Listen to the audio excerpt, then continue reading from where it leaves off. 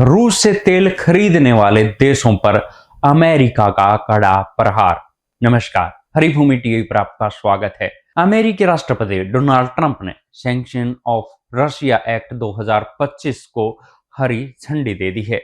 यह बिल न केवल रूस पर दबाव बढ़ाएगा बल्कि भारत, चीन और ब्राजील जैसे देशों के लिए भी बड़ी आर्थिक चुनौती बन सकता है। बिल की मुख्य बातें और प्रभाव।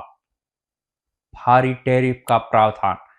इस बिल में रूसी तेल खरीदने वाले देशों पर 500% तक टैरिफ लगाने का प्रस्ताव है। इसका उद्देश्य क्या है? यूक्रेन युद्ध के बीच रूस की आर्थिक कमर तोड़ना और उन देशों को रोकना जो रूस से सस्ता कच्चा तेल खरीदकर उसकी युद्ध क्षमता को मदद कर रहे हैं।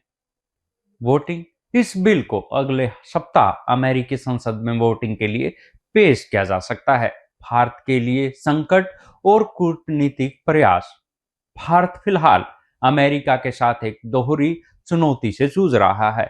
बढ़ता आर्थिक बोझ। भारत पर पहले ही कुल 50% टैरिफ लग चुका है। इससे भारतीय निर्यात पर बुरा असर पड़ा है।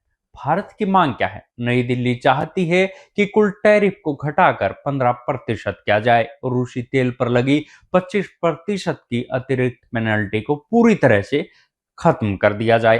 भारतीय राजदूत विनय मोहन ने हाल ही में अमेरिकी सीनेटर लिंडेस ग्राहम के जरिए अमेरिकी राष्ट्रपति तक ये संदेश पहुंचाया है कि भारत पर लगे कड़े प्रतिबंधों में ढील दी जाए।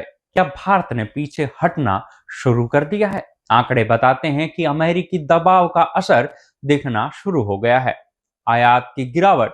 नवंबर 2021 के बाद पहली बार भारत ने रूस से तेल आयात हटाया है। दिसंबर के आंकड़े क्या है? नवंबर में जहां भारत ने 17.7 लाख बैरल प्रतिदिन आयात किया था, वहीं दिसंबर में यह घटकर 12 लाख बैरल रह गया है।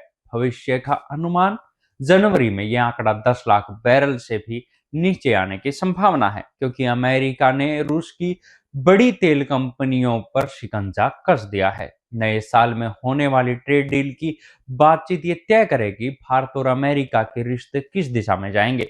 भारत एक तरफ अपनी ऊर्जा जरूरतों को देख रहा है तो दूसरी तरफ उसे अमेरिका जैसे बड़े बाजार को खोने का डर है।